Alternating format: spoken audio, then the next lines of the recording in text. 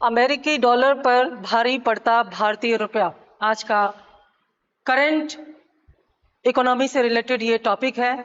और UP PCS mains और IAS mains 2023 में जो थर्ड पेपर होगा आपका जीएस मेंस का, उसके लिए ये टॉपिक मोस्ट इम्पॉर्टेंट होने वाला है। मुझे काफ़ी उम्मीद है कि यहाँ से एक क्वेश्चन आपसे ज़रूर पूछा जाएगा, तो इसको बहुत ही डिटेल्स में समझिएगा। फैक्ट को आप मिल जाएंगे, इसमें स्क्रीनशॉट ले लीजिएगा उसका, और एक पूरा आंसर इस पर प्रैक्टिस ज़रूर कीजिएगा, ठीक है। और जनरल अवेयरनेस के लिए भी ये टॉपिक बहुत इंपॉर्टेंट है कि ऐसा क्या हो रहा है अंतर्राष्ट्रीय बाजार में जिसकी वजह से भारतीय रुपया अमेरिकी डॉलर पर भारी पड़ता हुआ दिखाई दे रहा है। तो चलिए देखते हैं पूरी जर्नी कहाँ से शुरू होती है और कैसे भारतीय रुपया जो है वो अमेरिकी डॉलर पर भारी पड़ रहा है। देखिए, इसको जानने से पहले कुछ फंडामेंटल चीजें जान लीजिए।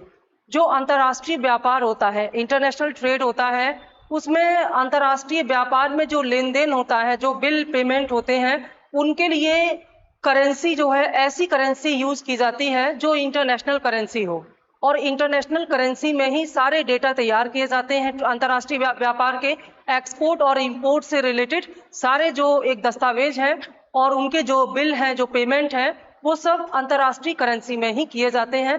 तो अंतर्राष्ट्रीय करेंसी या इंटरनेशनल करेंसी के रूप में इस समय अमेरिकी डॉलर को इस्तेमाल किया जा रहा है। यानी कि जब हम चीन के साथ व्यापार करते हैं या चीन से कुछ चीज़ों का इंपोर्ट करते हैं तो उनकी जो बिलिंग है वो अमेरिकी डॉलर में होती है। हम जैसे ओपेक कंट्रीज के साथ कच्चे तेल का आयात करते हैं या किसी दूसरे देश से कुछ खरीदते हैं, जर्मनी से कुछ खरीदते हैं, इंपोर्ट करते हैं, तो इसका बिल किस में होता है? अमेरिकी डॉलर में होता है। अब अमेरिकी डॉलर की अंतर्राष्ट्रीय डिमांड इतनी ज्यादा है, पूरी दुनिया जब अमेरिकी डॉलर में ही ट्रेड करेगी, लेन देन करेगी, तो उसकी डिमांड बढ़ेगी, और जब अमेरिकी मुद्रा की डिमांड बढ़ेगी तो उसकी वैल्यू भी बढ़ेगी और वो महंगी होती जाएगी। आज की डेट में एक अमेरिकी डॉलर का भारतीय रुपए में जो मूल्य है 82 पॉइंट समथिंग है। यानी कि अगर आज आप कोई $1 का सामान आयात करते हो, किसी भी देश से $1 का सामान आयात करते हो, तो बदले में आपको 82 यानी कि 82 रुपीज पेमेंट करना पड़ेगा, और ये वेरी करता रहता है, अप डाउन होता रहता है। तो इससे हमारे अंतर्राष्ट्रीय व्यापार पर बहुत दबाव बढ़ता है, और जो अंतर्राष्ट्रीय मुद्रा का भंडार है आरबीआई के पास हमारा, उसमें भी डॉलर की प्रेजेंस हमको बहुत ज्यादा रखनी पड़ती है। अब यहाँ पर एक 2022 में आरबीआई ने एक बहुत अच्छा डिसीजन लिया कि आरबीआई अब रुपए में व्यापार करने के लिए दुनिया भर को अनुमति देती है कि वह भारत के साथ रुपए में व्यापार करे। अभी जो 15वीं ब्रिक्स सम्मेलन चल रहा है जोहान्सबर्ग दक्षिण अफ्रीका में, यहाँ भी इसी मुद्दे को लेकर के चर्चा हो रही है कि क्या हम स्थानीय मुद्राओं में व्यापार कर सकते हैं, क्या डॉलर पर हम अपनी निर्भरता को कम कर सकते हैं। तो पिछले कुछ दिनों में कई ऐसी घटनाएं हुई हैं, बहुत सारे देशों के साथ हमारे कमिटमेंट हुए हैं, साइन किए हैं, कई सारे देश इस लाइन में लगे हुए हैं कि वो भारत के साथ रुपए में ट्रेड करने के लिए तैयार हैं। तो निश्चित रूप से रुपए में जब भारत का अंतर्राष्ट्रीय व्यापार होने लगेगा तो इससे भारत को बहुत सारे फायदे होंगे। और ये व्यापार कैसे होगा? इस रुपए में अंतर्राष्ट्रीय व्यापार को करने के लिए जो नोस्ट्रो वोस्ट्रो सिस्टम है या वोस्ट्रो रुपी वोस्ट्रो अकाउंट है, ये क्या है? तो वोस्ट्रो अकाउंट की पूरी जानकारी हम आपको इस वीडियो के माध्यम से देंगे और आपको बताएंगे कि इसका भारत को क्या फायदा होने वाला है, क्या आने वाले समय में भारत की मुद्रा अंतर्राष्ट्रीय करेंसी बन जाएगी।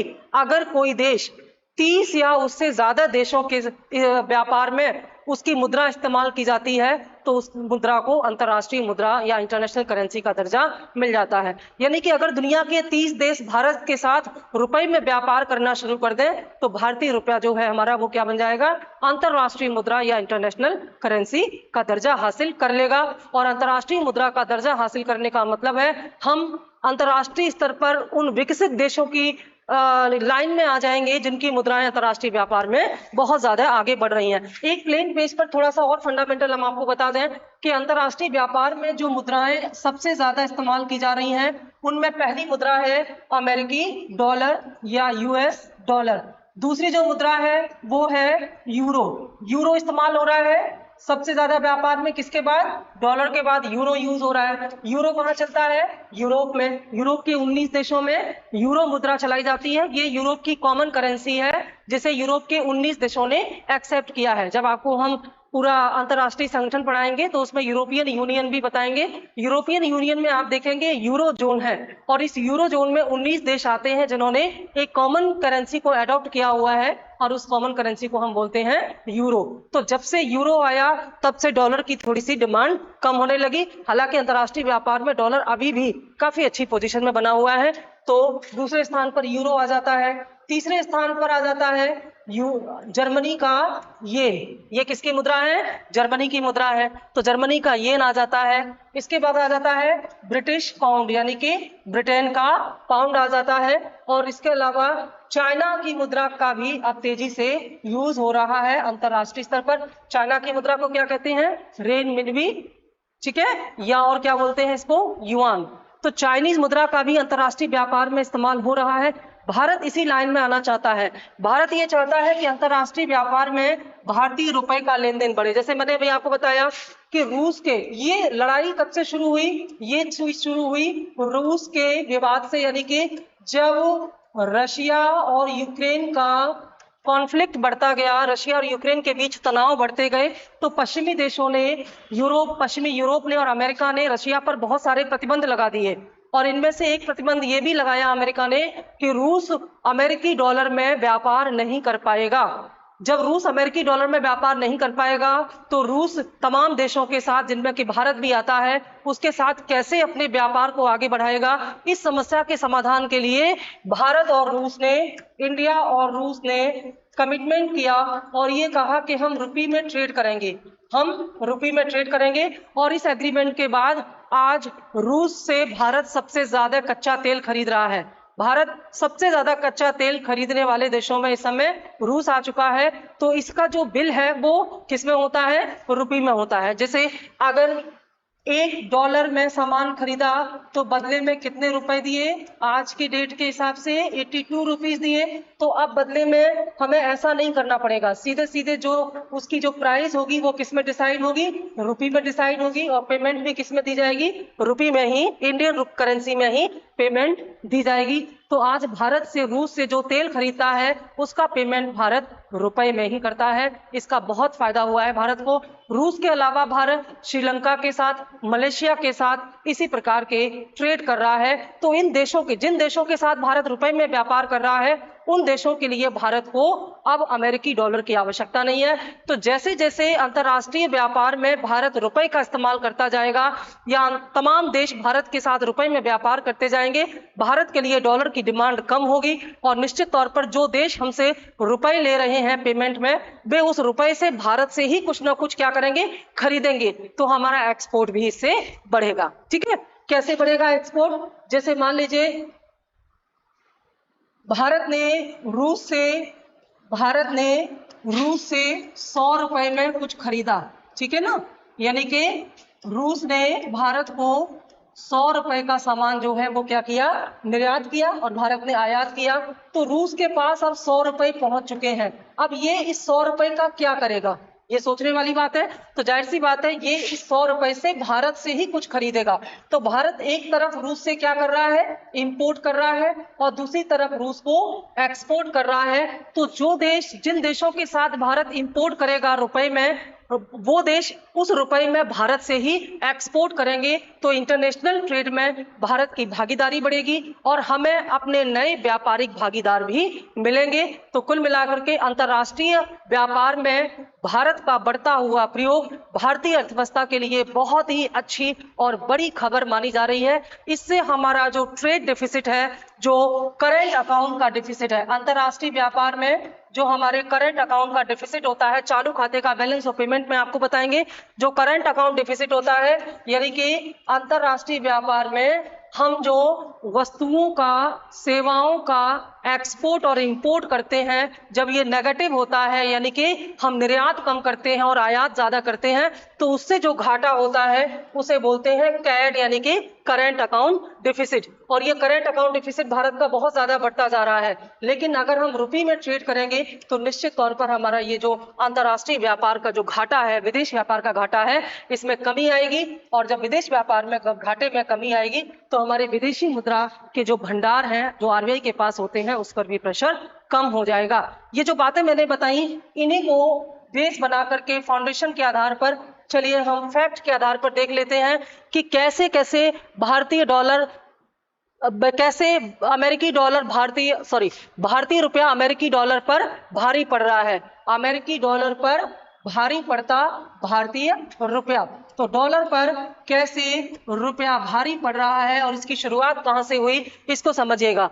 रूस यूक्रेन युद्ध के बाद पश्चिमी देशों ने रूस पर प्रतिबंध लगाए। शुरुआत कहां से हुई कि जब रूस और यूक्रेन के बीच युद्ध चल रहा था तो पश्चिमी देशों ने, खासतौर से अमेरिका ने, रूस पर बहुत सारे आर्थिक प्रतिबंध लगा दिए और अतः भारत रूस के मध्य रुपए में व्यापार पर सहमति बनी। क्योंकि इनका व्यापार प्रभावित हो रहा था तो ऐसी स्थिति में दोनों देशों ने आपस में समझौता किया और ये कहा कि हम अब डॉलर में व्यापार नहीं करेंगे। भारत और रूस अब किस में व्यापार करेगा?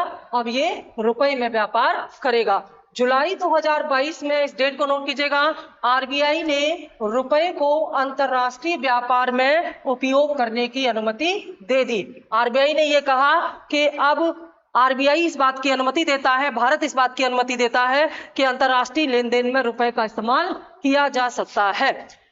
रुपया तेजी से अंतरराष्ट्रीय करेंसी, इंटरनेशनल करेंसी बनने की ओर आगे बढ़ा है। यानी कि इस फैसले के बाद बड़ी मात्रा में रुपए को अंतरराष्ट्रीय व्यापार में इस्तेमाल किया जा रहा है। इससे रुपया इंटरनेशनल करेंसी बनने की ओर राह में तेजी से आगे बढ़ा है और रूस, श्रीलंका, मलेशिया के बाद अफ्रीकी देश एवं सऊदी अरब भारत के साथ रुपए में व्यापार करने के लिए तत्पर है। आप समझ सकते हैं इन देशों के साथ भारत का ट्रेड, सऊदी अरब से भी भारत बड़ी मात्रा में जो है कच्चे तेल का आयात करता है और नए देश लाइन में लगे हुए हैं कि वो भारत के साथ रुपए में व्यापार करना चाहते हैं, क्योंकि अधिकांश देश चाहते हैं कि अमेरिकी डॉलर पर से उनकी निर्भरता घटे। ठीक है, इसके अलावा भारतीय रुपए में कारोबार करने के लिए इन देशों के द्वारा भारत में वोस्ट्रो खाते खोलना अनिवार्य है। वोस्ट्रो खाते के बारे में आपको अभी बताएंगे, बहुत इंपॉर्टेंट है वोस्ट्रो अकाउंट और बहुत ही सरल भाषा में आपको वोस्ट्रो अकाउंट के बारे में बताएंगे। क्लियरली आपको समझ में आ जाएगा, बिल्कुल डाउट नहीं रहेगा आपको। तो भारतीय रुपए में अगर किसी को कारोबार करना हो, जैसे अगर मान लीजिए किसी भी देश को, जैसे श्रीलंका, रशिया की बात हम करते हैं, चलिए हम रशिया की बात करते हैं, तो अगर रशिया को भारत के साथ ट्रेड करना हो तो क्या करना होगा? वोस्ट्रो अकाउंट का इस्तेमाल करना होगा और इस वोस्ट्रो को नोस्ट्रो वोस्ट्रो सिस्टम भी कहते हैं। क्या ये नोस्ट्रो वोस्ट्रो, आगे बात करेंगे, तो इसके माध्यम से ही ये ट्रेड पॉसिबल हो सकता है। जर्मनी, इजराइल सहित 64 देश, 64 कंट्रीज भारत के साथ रुपए में ट्रेड सेटलमेंट करने में दिलचस्पी दिखा रहे हैं। एक तो नहीं बल्कि 64 कंट्री चाहते हैं कि वे भारत के साथ रुपए में ट्रेड करें। भारत के साथ इनको अपना भविष्य दिखाई दे रहा है। आज कोविड के बाद दुनिया भर की अर्थव्यवस्थाओं की हालत खराब है, यूरोप की हालत खराब है, ब्रिटेन के बारे में आप सुन चुके हैं, जर्मनी की हालत खराब है और ऐसी स्थिति में भारत की जीडीपी तेजी से आगे बढ़ रही है, बावजूद इसके कि हम दुनिया की सबसे आबादी वाले देश हैं। भारत के अर्थव्यवस्था के आंकड़े बताते हैं कि भारत अन्य देशों की अपेक्षा अच्छी स्थिति में है, तो एक अच्छे बिजनेस पार्टनर के रूप में भारत को देखा जा रहा है और भारत की मुद्रा पर विश्वास किया जा रहा है। ध्यान रखिएगा, ये छोटी बात नहीं है। जब बड़े बड़े देश किसी दूसरे देश की मुद्रा में व्यापार करने के लिए तैयार होते हैं तो इसके पीछे एक कारण होता है। अभी तक अमेरिका की मुद्रा को इतना महत्व क्यों दिया जाता है? इसके पीछे का जो कारण है वो है इसकी एक ब्रॉड एक्सेप्टेंस, यानी कि बड़े स्केल पर इस मुद्रा को स्वीकार किया जा रहा है, एक्सेप्ट किया जा रहा है। जैसे भारत अगर श्रीलंका से कुछ खरीदता है तो श्रीलंका रुपये को एक्सेप्ट तभी करेगा जब श्रीलंका से कोई दूसरा देश रुपये को एक्सेप्ट करेगा। जैसे श्रीलंका अगर मलेशिया से कुछ खरीदना चाह रहा है तो मलेशिया रुपये में पेमेंट लेगा श्रीलंका से, तभी तो श्रीलंका हमसे रुपया लेगा, अदरवाइज श्रीलंका हमसे रुपए लेके करेगा क्या? क्योंकि डोमेस्टिक लेवल पर तो उसका दूसरी करेंसी है। तो भारतीय रुपया अंतरराष्ट्रीय मुद्रा तभी बनेगा जब सभी देश इसको स्वीकार करेंगे, एक्सेप्टेंस होगी, और ये तभी होता है जब भारत और भारत की अर्थव्यवस्था पर दुनिया भर के देश विश्वास करेंगे। निश्चित तौर पर अब दुनिया भारत पर विश्वास कर रही है, इसीलिए अधिकांश देश भारत के साथ व्यापार के लिए तैयार हुए हैं। 64 कंट्री भारत के साथ ट्रेड करना चाहते हैं। अब जैसे मैंने अभी कहा कि भारतीय मुद्रा अंतरराष्ट्रीय मुद्रा बनने की ओर तेजी से जा रही है। कैसे किसी देश की मुद्रा अंतरराष्ट्रीय मुद्रा बनती है? यदि 30 देशों के साथ मिनिमम, यदि 30 या इससे ज्यादा देशों के साथ भारत का रुपए में कारोबार शुरू हो जाएगा तो भारतीय रुपया अंतरराष्ट्रीय करेंसी बन जाएगा। ये महत्वपूर्ण है। यानी कि अगर दुनिया के 30 देश भारत के साथ व्यापार करना शुरू करते हैं रुपए में, उनसे हम जो भी खरीदें तो उसका पेमेंट वो हमसे रुपए में लेने लग जाए, तो अगर इन देशों की संख्या 30 हो गई तो उस दिन भारत अंतरराष्ट्रीय करेंसी का दर्जा या सम्मान प्राप्त कर लेगा। निश्चित तौर पर ये 30 देश भारत को अंतरराष्ट्रीय, भारत की मुद्रा को अंतरराष्ट्रीय बनाएंगे और उसके बाद भारत की अर्थव्यवस्था का भी एक तरह से अंतरराष्ट्रीय सम्मान बढ़ेगा। तो धीरे धीरे तमाम देश इस राह पर आगे बढ़ रहे हैं। अब ये जो अंतरराष्ट्रीय व्यापार है, इस अंतरराष्ट्रीय व्यापार को रुपए में करने के लिए, यानी कि रुपए में अंतरराष्ट्रीय व्यापार पॉसिबल बनाने के लिए जो ये वोस्ट्रो अकाउंट सिस्टम है, ये वोस्ट्रो अकाउंट यानी कि रुपी वोस्ट्रो अकाउंट सिस्टम क्या है और ये कैसे काम करता है, क्योंकि बिना इस अकाउंट के रुपी में ट्रेड पॉसिबल नहीं है।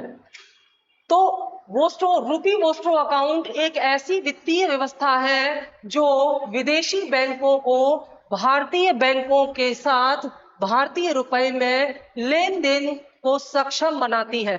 यानी कि यही वो तरीका है जिसके द्वारा कोई भी दूसरा देश भारत के साथ रुपए में व्यापार कर सकता है। और यह एक वित्तीय व्यवस्था है क्योंकि जो पेमेंट का लेन देन होगा वो बैंकों के माध्यम से होगा। जैसे अगर भारत ने मलेशिया से, श्रीलंका से या रूस से कोई सामान खरीदा है तो वो जो हमें रुपए में पेमेंट करेंगे वो बैंक या वित्तीय व्यवस्था के माध्यम से करेंगे। तो वह वित्तीय व्यवस्था जिसके द्वारा रुपए का लेन देन या पेमेंट होगा उस वित्तीय व्यवस्था को क्या कहा जाता है? रुपया वोस्ट्रो अकाउंट सिस्टम। ठीक है, वोस्ट्रो लैटिन शब्द इन नोस्ट्रो वोस्ट्रो से लिया गया है। अभी आगे और आपको विस्तार से इमेज के माध्यम से समझाएंगे। यह कहां से आया है? लैटिन शब्द से आया है जिसका अर्थ है हमारे खाते में, आपके खाते में। जैसे पैसा हमारे खाते से आपके खाते में ट्रांसफर कर दिया गया और आपके खाते से हमारे खाते में। हमारा खाता भी हमारे बैंक में है और आपका खाता भी हमारे बैंक में है। यानी कि विदेशी बैंकों का खाता हमारे बैंक में ही खोला जाएगा। जैसे अब अगर सपोज दैट जर्मनी भारत के साथ रुपए में ट्रेड करना चाहता है तो जर्मनी को इस काम के लिए भारत में अपना बैंक खोलने की जरूरत नहीं है। भारत के बैंक ही उसको यह अनुमति, यह सुविधा देंगे। ध्यान रहे, अनुमति कौन देगा? आरबीआई। सुविधा कौन देगा? भारत के बैंक। अंतर है दोनों में। ठीक है, तो आरबीआई की अनुमति से भारत के बैंक विदेशी बैंकों के खाते अपने खाते के साथ खोलेंगे, उनसे जोड़ेंगे, तो हमारे खाते से उनके खाते में पैसे जाएंगे और उनके खाते से हमारे खाते में पैसे जाएंगे। जैसे भारत अगर जर्मनी को कुछ एक्सपोर्ट करेगा तो जर्मनी रुपए में पेमेंट करेगा तो जर्मनी के खाते से रुपए भारत के खाते में आ जाएंगे। और भारत जब जर्मनी से कुछ इंपोर्ट करेगा, आयात करेगा और जर्मनी को पेमेंट करेगा तो भारत के खाते से रुपए जर्मनी के खाते में चले जाएंगे। ये एक ही बैंक के अंदर हो रहा है। इसके लिए जर्मनी के किसी बैंक से लिंक होना जरूरी नहीं है, क्योंकि जर्मनी का बैंक भारत के ही बैंक में, जैसे एसबीआई में अगर खोल दिया गया है तो एसबीआई एक ही छत के नीचे ये सुविधा देगी कि भारत के बैंक से पैसा जर्मनी के बैंक में ट्रांसफर हो रहा है और जर्मनी के बैंक का पैसा भारत के बैंक में ट्रांसफर हो रहा है। इससे लेन देन को बहुत सुविधाजनक बनाया गया है और इसी सिस्टम को या वित्तीय प्रणाली को कहा जा रहा है नोस्ट्रो वोस्ट्रो सिस्टम या रुपी वोस्ट्रो सिस्टम। और ये कहां से निकल के आया? लैटिन शब्द से निकल के आया। और नोस्ट्रो वोस्ट्रो का मतलब है हमारे खाते में और आपके खाते में। ये लैटिन वर्ड से लिया गया है। ठीक है, घरेलू बैंकों का वोस्ट्रो बैंक एवं विदेशी बैंकों को नोस्ट्रो बैंक कहा गया है। ठीक है, विदेशी बैंकों को क्या कहा गया है? Nostro bank. और घरेलू बैंकों को कहा गया वोस्ट्रो बैंक। और ये दोनों कहाँ होंगे? एक ही छत के नीचे होंगे। ठीक है, ये है नोस्ट्रो बैंक और ये है वोस्ट्रो बैंक। नोस्ट्रो बैंक से पैसे वोस्ट्रो बैंक में ट्रांसफर हुए कब ट्रांसफर हुए? नोस्ट्रो बैंक विदेशी बैंक है, तो अगर भारत ने विदेशों से कोई सामान खरीदा, भारत ने विदेशों को कोई सामान बेचा, ठीक है, जब भारत एक्सपोर्ट करेगा अपना सामान विदेशों को बेचेगा, तो विदेशी बैंक से भारत के खाते में पैसे आ जाएंगे, नोस्ट्रो बैंक से। ये नोस्ट्रो बैंक है, ठीक है, और ये क्या है? वोस्ट्रो बैंक है। तो नोस्ट्रो बैंक से भारत के खाते में आ गए पैसे, और जब भारत विदेशों से कुछ खरीदेगा, यानी कि जब भारत आयात करेगा, तो भारत के खाते से पैसे कहाँ चला जाएगा? नोस्ट्रो बैंक अकाउंट में या विदेशी अकाउंट में, और ये दोनों अकाउंट एक ही छत के नीचे होंगे, तो इसमें काफी तेजी से काम होगा, इसमें समय का विलंब नहीं होगा, ठीक है। अब इसी बात को और अच्छे तरीके से आपको हम समझा रहे हैं, इसमें पिक्चर के माध्यम से देखिए, एक्सपोर्ट इंपोर्ट के माध्यम से बना हुआ है।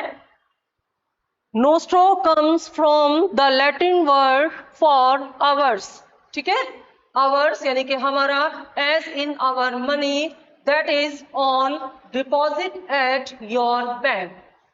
Vostro comes from Latin word for yours, as in your money that is on deposit at our bank, यानी कि हमारे खाते से पैसे आपके खाते में और आपके खाते से पैसे हमारे खाते में। इसी बात को यहाँ नोस्ट्रो वोस्ट्रो के नाम से बोला गया है।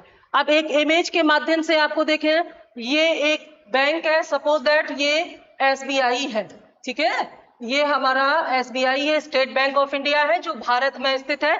सपोज दैट ये हमारा आपका दिल्ली में है, तो दिल्ली में SBI की ये जो संस्था है, RBI ने इसको वोस्ट्रो रुपी में व्यापार करने की अनुमति दे दी है। सबसे पहले SBI को क्या करना है? RBI से परमिशन लेनी है कि क्या वो इस तरह का व्यापार कर सकता है, क्योंकि इससे काले धन की भी आवाजाही हो सकती है, कहीं ऐसा ना हो कि ब्लैक मनी का ही लेन देन शुरू हो जाए। तो RBI अपनी निगरानी में SBI को पहले ये अनुमति देगी। अनुमति मिलने के बाद इसमें नोस्ट्रो और वोस्ट्रो अकाउंट खोले जाएंगे। अब ये नोस्ट्रो वोस्ट्रो अकाउंट कैसे खोले जाएंगे, इसको आप समझें। जैसे ये क्या है? ये नोस्ट्रो अकाउंट है, और ये क्या है? ये वोस्ट्रो अकाउंट है, ठीक है। वोस्ट्रो अकाउंट के ऊपर इंडिया का फ्लैग लगा हुआ है, और नोस्ट्रो अकाउंट के ऊपर किसका फ्लैग लगा हुआ है? ये किसका है आप देखिएगा, आई थिंक इसमें कोई स्टार नहीं बना है, तो ये फ्लैग लगा हुआ है।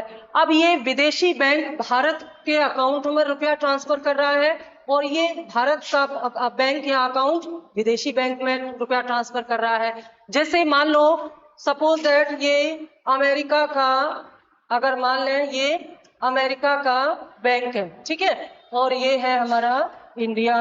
अब अगर अमेरिका और इंडिया रुपी में ट्रेड करेंगे, तो वो कैसे होगा? इस अकाउंट के माध्यम से। सपोज दैट 100 रुपए का ट्रेड हुआ है, 100 रुपए का ट्रेड हुआ है, तो इंडिया ने अमेरिका को एक्सपोर्ट किया, ठीक है, इंडिया ने अमेरिका को एक्सपोर्ट किया, 100 रुपए का सामान अमेरिका को भेजा, तो अमेरिका क्या करेगा? 100 रुपए क्या भारत के बैंक में ट्रांसफर कर देगा ना, अमेरिका के बैंक से 100 रुपए यहाँ ट्रांसफर कर दिए जाएंगे। और लेकिन इसके लिए अमेरिका के बैंक को भारत आने की जरूरत नहीं है, भारत के SBI बैंक में ही अमेरिका का एक अकाउंट खुला है, इसे नोस्ट्रो अकाउंट कहा गया है, और उसी SBI में भारत का एक अकाउंट है, जिसे वोस्ट्रो अकाउंट। आप कहेंगे भारत का ही बैंक है तो भारत का अकाउंट क्यों? क्योंकि ये भारत के व्यापार, ये अंतर्राष्ट्रीय व्यापार के लिए अलग से खोला जाएगा, ठीक है। तो वोस्ट्रो अकाउंट इंडिया के लिए। तो अमेरिका ने 100 रुपए भारत के अकाउंट में ट्रांसफर कर दिए, क्योंकि उसने भारत से 100 रुपए का सामान खरीदा। अब यहाँ पर क्या हो रहा है? यहाँ भारत ने इंपोर्ट किया अमेरिका से, तो भारत ने अमेरिका से इंपोर्ट किया, अब भारत इनको 100 रुपए देगा, तो यहाँ पर 100 रुपए प्लस हो गए अमेरिका के अकाउंट में, और यहाँ पर 100 रुपए माइनस हो गए। ये रुपए में ट्रेड है, यानी कि अब अमेरिका भारत से 100 रुपए में सामान खरीद सकता है और वापस उसको बेच सकता है। अब यहाँ पर डिपेंड ये करता है कि भारत ने अमेरिका से 100 रुपए में जो सामान खरीदा, तो अमेरिका के इस नोस्ट्रो अकाउंट में 100 रुपए डिपॉजिट हो गए। अब अमेरिका इस 100 रुपए का इस्तेमाल भारत के साथ व्यापार में ही कर सकता है, तब तक जब तक कि बाकी देश इस 100 रुपए में व्यापार करने की अनुमति ना दें। यानी कि जितने ज्यादा से ज्यादा देश रुपए में व्यापार करने लग जाएंगे, रुपया उतना ही ज्यादा विस्तारित होता जाएगा। और फिर अमेरिका की ये मजबूरी नहीं है कि वो इस 100 रुपए से भारत से ही सामान खरीदे। जैसे मान लो भारत ने अमेरिका से कपड़े खरीद लिए 100 रुपए के, लेकिन अमेरिका को भारत से बस 50 रुपए का सामान खरीदना है, तो बचे हुए 50 रुपए का वो क्या करेगा? जाहिर सी बात है, अगर उसको कोई रास्ता नहीं मिला तो वो भारत से रुपए में व्यापार करने के लिए इंटरेस्टेड नहीं होगा। तो इसके लिए अमेरिका कोई दूसरा ऐसा देश तलाशेगा जिससे वह 50 रुपए देकर के कोई दूसरा सामान खरीद सके। तो इसलिए ज्यादा से ज्यादा देशों को हमें इस वोस्टो सिस्टम में लाना होगा, जिससे कि सभी देश एक दूसरे या अधिकांश देश एक दूसरे के साथ रुपए में लेन देन कर सकें अंतरराष्ट्रीय व्यापार में। तो मुझे उम्मीद है कि आप इस पिक्चर के माध्यम से समझ गए होंगे कैसे रुपए में लेन देन होगा और कैसे इसका इस्तेमाल किया जा सकता है एक ही छत के नीचे दोनों अकाउंट के माध्यम से। एक प्रकार से ये विदेशी बैंक है और ये घरेलू बैंक है, ये भारत का बैंक है, ये अमेरिका का बैंक है, ये मान के आप चलिए इसको, ठीक है। अब देखिए, तो ये वोस्टो नोस्टो अकाउंट का आप स्क्रीन शॉट ले लीजिएगा इसको। अब आते हैं आगे कि ये जो वोस्टो नोस्टो अकाउंट है, आरबीआई रुपी वोस्टो अकाउंट प्रणाली को नियंत्रित करता है। ये बहुत जरूरी है, ये फैक्ट याद रखना कि इस व्यापार को कौन नियंत्रित करेगा? वोस्टो सिस्टम को, इसको आरबीआई कंट्रोल करेगा, ठीक है। जो विदेशी बैंकों को भारत में व्यापार एवं निवेश की सुविधाजनक बनाने के लिए घरेलू बैंक के साथ खाता बनाए रखने की अनुमति देता है। वोस्टो प्रणाली विदेशी बैंकों के भारत में एक स्थानीय शाखा स्थापित किए बिना ही भारतीय रुपए में लेन देन करने के लिए एक सुरक्षित एवं पारदर्शी तंत्र प्रदान करते हैं। मतलब ये वोस्टो सिस्टम एक ऐसा सिस्टम है जिसके द्वारा विदेशी बैंक भारत के साथ बिना अपनी कोई ब्रांच खोले, बिना कोई बैंक खोले, भारतीय रुपए में आराम से लेन देन कर सकते हैं, जो पूरी तरह से सिक्योर है और क्या है, ट्रांसपेरेंट है, पारदर्शी है, क्योंकि यह आरबीआई की निगरानी में कार्य करेगा। तो किसी प्रकार की धोखाधड़ी की आशंका यहाँ पर नहीं की जा सकती, ठीक है। अब देखिए, इसके बाद कि इसको हम पढ़ चुके हैं, एक बार देख लें। इच्छुक विदेशी बैंकों को सर्वप्रथम आरबीआई से अनुमोदन प्राप्त करना होगा। प्रोसीजर है, कैसे काम करेगा। तो जो ऐसे विदेशी बैंक जो भारत में रुपए में व्यापार करना चाहते हैं, वो सबसे पहले आरबीआई से इसकी परमिशन लेंगे। अनुमोदन मिलने के बाद विदेशी बैंक घरेलू बैंक में खाता खोलकर भारतीय रुपए में धन जमा कर सकते हैं। जैसे जर्मनी भारत के साथ रुपए में ट्रेड करना चाहता है, तो सबसे पहले वह आरबीआई से परमिशन लेगा। उसके बाद भारत के किसी बैंक में, भारत के घरेलू बैंक में अपना खाता खोलेगा और उस खाते में भारतीय रुपए में फंड डिपॉजिट करेगा, क्योंकि उसे भारत से सामान अगर खरीदना है तो, ठीक है, धन जमा कर सकता है। इस खाते का प्रबंधन घरेलू बैंक करता है। ध्यान देना, प्रबंधन घरेलू बैंक करेगा, लेकिन वोस्टो अकाउंट का जो कंट्रोलर होगा वो कौन होगा? आरबीआई होगा। तो प्रबंधन घरेलू बैंक यानी कि विदेशी बैंक प्रबंधन नहीं करेगा। अगर आरबीआई, अगर एसबीआई में नोस्टो वोस्टो अकाउंट है तो उसका पूरा मैनेजमेंट कौन संभालेगा? एसबीआई संभालेगा, ना कि विदेशी बैंक। रुपया वोस्टो खाता प्रणाली द्विपक्षीय आधार पर संचालित होती है। इसका अर्थ है कि प्रत्येक विदेशी बैंक को एक घरेलू बैंक के साथ एक अलग खाता स्थापित करना होगा, ठीक है। और अच्छे से समझ गए होंगे आप। रुपया वोस्टो प्रणाली में विदेशी बैंकों की भारत में स्थानीय शाखा स्थापित करने की आवश्यकता नहीं है, जिससे उनकी परिचालन लागत कम हो जाती है।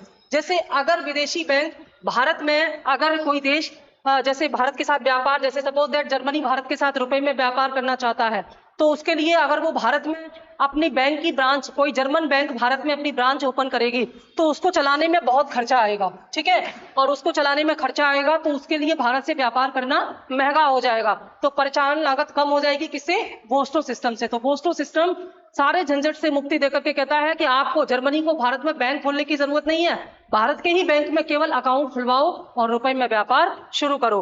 विदेशी बैंकों की पहुंच सीधे भारतीय बाजार तक हो जाएगी, लेन देन प्रणाली सरल हो जाएगी इस वोस्टो सिस्टम से। समझ सकते हैं कितना इंपॉर्टेंट है ये वोस्टो सिस्टम। ठीक है, अब देखिए, अब असली बात यहां से शुरू होती है कि अंतरराष्ट्रीय व्यापार में जब भारतीय मुद्रा का प्रयोग इतना ज्यादा होने लगेगा, ज्यादा से ज्यादा देश भारतीय रुपए का इस्तेमाल करने लगेंगे व्यापार में, तो इसका प्रभाव क्या पड़ेगा, इम्पैक्ट क्या पड़ेगा, इसको जरूर देख लेते हैं। पहला इम्पैक्ट यहाँ दिखाया गया है, भारत सहित अन्य सहयोगी राष्ट्रों के अंतरराष्ट्रीय लेन देन में यूएसडी यानी कि यूएस डॉलर, अमेरिकी डॉलर की उपयोगिता कम हो जाने से विनिमय दर में सुधार होगा। आज देखिए पूरी दुनिया में देखिए डॉलर जो अंतरराष्ट्रीय मुद्राओं के मुकाबले महंगा है, यानी कि अगर जर्मनी भारत के साथ व्यापार करे, अगर श्रीलंका भारत के साथ व्यापार करे, चाइना भारत के साथ व्यापार करे, रशिया भारत के साथ व्यापार करे, अगर अमेरिकी डॉलर में व्यापार करे, तो इन सब देशों के लिए डॉलर महंगा है, उनकी घरेलू मुद्राओं के मुकाबले डॉलर महंगा है, तो इन्हें एक महंगी मुद्रा से व्यापार करना इनकी मजबूरी हो गई है। लेकिन अगर ये डॉलर के स्थान पर रुपए में व्यापार करें भारत के साथ, तो डॉलर पर निर्भरता कम हो जाएगी, और डॉलर पर निर्भरता कम होने से डॉलर की डिमांड कम हो जाएगी। और नियम क्या कहता है, नियम ये कहता है कि जिन चीजों की डिमांड कम होती है उनकी कीमत भी कम हो जाएगी। जो डॉलर आज 82 रुपए का है, हो सकता है ये 60 और 50 रुपए तक आ जाए, क्योंकि अधिकांश देश जब रुपए में भारत के साथ व्यापार करेंगे तो जाहिर सी बात है कि डॉलर की डिमांड घटेगी और डॉलर सस्ता होता जाएगा। तो व्यापार की लागत कम होगी। व्यापार की लागत कैसे कम होगी, जब डॉलर की जगह पर उससे कम मूल्य वाली मुद्रा, कम कीमत वाली मुद्रा यानी कि रुपए में व्यापार होगा, तो लेन देन की लागत कम होगी।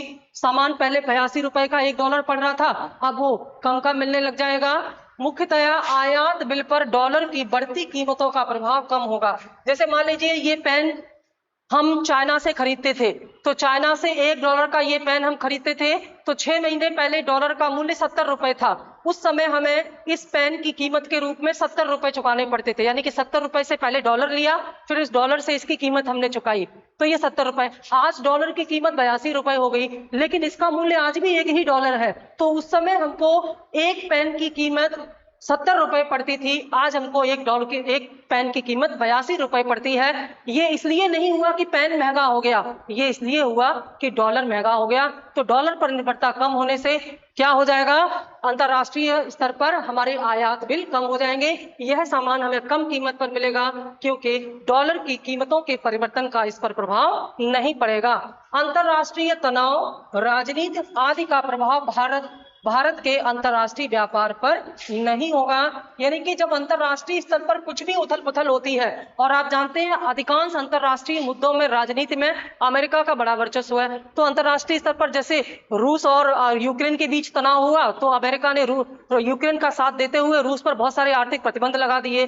अभी उसने ईरान पर प्रतिबंध लगा दिए थे। तो अमेरिका के अंतरराष्ट्रीय स्तर पर जो भी तनाव होते हैं उसका सीधा असर डॉलर पर पड़ता है और अमेरिका द्वारा लगाए गए प्रतिबंधों पर पड़ता है। लेकिन जब हम रुपए में व्यापार करने लग जाएंगे तो अंतरराष्ट्रीय तनाव का इस व्यापार पर पड़ने वाले प्रभाव से काफी हद तक हमको राहत मिलेगी। जैसे रुपए में व्यापार करने के कारण हम रूस के साथ बहुत ही आसानी से कच्चे तेल का आयात करते हैं, अदरवाइज इस यूक्रेन संकट के कारण भारत में गैस और कच्चे तेल की समस्या और ज्यादा बढ़ सकती थी। ठीक है, विदेशी मुद्रा भंडार में डॉलर पर दबाव नहीं बढ़ेगा।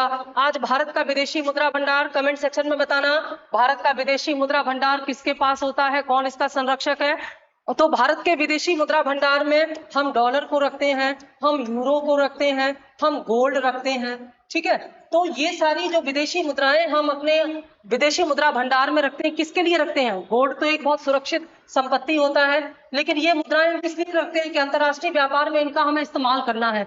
जब भी हम बैलेंस ऑफ पेमेंट में नेगेटिव पोजीशन में होते हैं, हम एक्सपोर्ट कम करते हैं और इंपोर्ट ज्यादा करते हैं, तो फिर और मार्केट में जो डॉलर की कीमतें फ्लक्चुएट होती हैं, तो उस समय इस रिजर्व का इस्तेमाल करके इस फ्लक्चुएशन को बैलेंस किया जाता है। तो ऐसी स्थिति में हम चाहते हैं ज्यादा से ज्यादा विदेशी मुद्रा भंडार हो, ज्यादा से ज्यादा डॉलर हो हमारे पास, यूरो हो हमारे पास। लेकिन जब हम अंतरराष्ट्रीय व्यापार में रुपीस का इस्तेमाल अधिकांश देशों के साथ करने लग जाएंगे, तो हमारे रिजर्व जो हमारा है उसमें, जो अंतरराष्ट्रीय मुद्रा भंडार है उसमें ज्यादा विदेशी मुद्राओं को रखने का दबाव हमारे ऊपर नहीं होगा। ये एक बेनिफिट बहुत बड़ा इसका मिलेगा हमें। और क्या होगा, अंतर्राष्ट्रीय स्तर पर भारत की आर्थिक स्थिति मजबूत होगी। यानी कि जब भारत की मुद्रा रुपया अंतर्राष्ट्रीय मुद्रा बन जाएगा, तो अंतर्राष्ट्रीय मुद्रा बनने का मतलब ही होगा, मैंने बताया, अंतर्राष्ट्रीय मुद्रा बनने का मतलब होगा कि भारतीय मुद्रा पर दुनिया भरोसा कर रही है। ऐसी स्थिति में भारत एक मजबूत आर्थिक देश के तौर पर उभर के आएगा। भारत की क्रेडिट रेटिंग बेहतर होगी और ज्यादा से ज्यादा देश और निवेशक भारत में व्यापार करने के लिए इंटरेस्टेड होंगे। चीन के समक्ष भारतीय अर्थव्यवस्था का प्रभाव बढ़ेगा। जब दुनिया के साथ भारत में रुपए में व्यापार बढ़ेगा, तो अधिकांश देश भारत को ज्यादा प्रायोरिटी देंगे चीन के मुकाबले अंतर्राष्ट्रीय व्यापार में। ऐसी स्थिति में अंतर्राष्ट्रीय व्यापार में भारत का दबदबा बढ़ेगा। वर्तमान में अंतर्राष्ट्रीय व्यापार में चीन की प्रेजेंस बहुत ज्यादा है, तो भारत इसको काउंटर कर सकता है इस एक पोजीशन से। अंतर्राष्ट्रीय लेन देन सरल होने से अंतर्राष्ट्रीय व्यापार में भारत की भागीदारी बढ़ेगी। यानी कि जो अंतर्राष्ट्रीय व्यापार होता है, इसमें भारत की भागीदारी बढ़ेगी। इसका आंसर भी अगर आपको पता हो, सर्च करके मुझे बताइएगा कि वर्तमान में जो एक वर्ष में कुल अंतर्राष्ट्रीय व्यापार होता है, उसमें भारत कितने प्रतिशत की भागीदारी करता है। कमेंट सेक्शन में आप लोग जरूर आंसर दिया कीजिए, क्योंकि मैं नेक्स्ट वीडियो में उसका आंसर बताती हूँ, तो आपको कैसा आपने आंसर दिया, ये कॉन्फिडेंस आपका बिल्ड होता है और इसी बहाने कम से कम आप एक्सरसाइज करते हो, पढ़ाई करते हो। ठीक है, भारत में विदेशी निवेश बढ़ेगा। जब रुपए में व्यापार होना शुरू हो जाएगा, तो डॉलर और रुपए के फ्लक्चुएशन से पर इसका इम्पैक्ट नहीं पड़ेगा और ज्यादा से ज्यादा देश भारत में निवेश करके व्यापार करने को प्राथमिकता देंगे। इससे भारत की जीडीपी ग्रो करेगी। अप्रवासी भारतीयों को सहायता मिलेगी। देखिए, बहुत सारे इसके लाभ मिलेंगे, लेकिन एक लाभ ये मिलेगा कि जो हमारे अंतर्राष्ट्रीय जो अंतर्राष्ट्रीय स्तर पर जो हमारे बच्चे पढ़ने जाते हैं, या जो पर्यटक है, जो टूरिस्ट है, वो घूमने जाते हैं, तो उन्हें महंगा डॉलर आयात करना पड़ता है। तो ऐसी स्थिति में जब रुपए में लेन देन ज्यादा होता जाएगा, डॉलर सस्ता हो जाएगा, तो उन्हें सस्ता डॉलर मिलेगा, वो आराम से दूसरे देशों में जा सकते हैं। वहां पर जैसे मान लीजिए अमेरिका जाना है, वहां जा सकते हैं, या जिन जिन देशों के साथ हम रुपए में ट्रेड करेंगे, वहां रुपए का लेन देन होने लगेगा, तो हम रुपए में ही लेन देन कर सकते हैं। मान लीजिए बच्चे को एडमिशन लेना है, हालांकि जैसे ऑनलाइन अगर डिजिटल माध्यम से हम कोई लेन देन कर रहे हैं, तो उसको हम रुपए में लेन देन कर सकते हैं। तो अप्रवासी जितने भी लोग हैं जो दूसरे देशों में रहते हैं, डॉलर सस्ता होने से और भारतीय रुपए की वैल्यू बढ़ने से इन्हें रुपए के लेन देन में और जो विदेशी व्यय है उसमें काफी राहत मिलेगी। अंतर्राष्ट्रीय व्यापार में चीन के मुकाबले भारत अच्छी स्थिति में होगा। यानी कि अंतर्राष्ट्रीय व्यापार में चीन की मुद्रा आज 5वें स्थान पर पहुंच चुकी है। अगर भारतीय मुद्रा का इस्तेमाल ज्यादा होगा, तो भारतीय मुद्रा का महत्व बढ़ने से भारत चीन के समक्ष अंतर्राष्ट्रीय व्यापार में अपनी स्थिति बना पाएगा। भारत की इंपॉर्टेंस बनेगी, भारत पर विश्वास बढ़ेगा, भारत की मुद्रा पर विश्वास बनेगा। निश्चित तौर पर इसका असर पूरी भारतीय अर्थव्यवस्था पर पड़ेगा और हम पर और आप पर भी पड़ेगा, क्योंकि फिर हमको डॉलर में सामान आयात नहीं करना पड़ेगा। क्योंकि जिन चीजों का हम इंपोर्ट करते हैं, जब डॉलर में इंपोर्ट करते हैं तो महंगा होता है, और स्थानीय स्तर पर जब इनका डिस्ट्रीब्यूशन होता है, बिक्री होती है, वो भी महंगी हो जाती है। तो अंतर्राष्ट्रीय कारणों की वजह से जब महंगाई बढ़ जाती थी, वो प्रभाव भारत पर नहीं पड़ेगा। निश्चित तौर पर इन सब से भारतीय अर्थव्यवस्था पर बहुत ही पॉजिटिव इम्पैक्ट पड़ेगा। आने वाले एग्जाम, मेंस के एग्जाम के लिए ये टॉपिक मोस्ट इंपॉर्टेंट है। इसको बढ़िया से पढ़िएगा और समझिएगा। Thank you.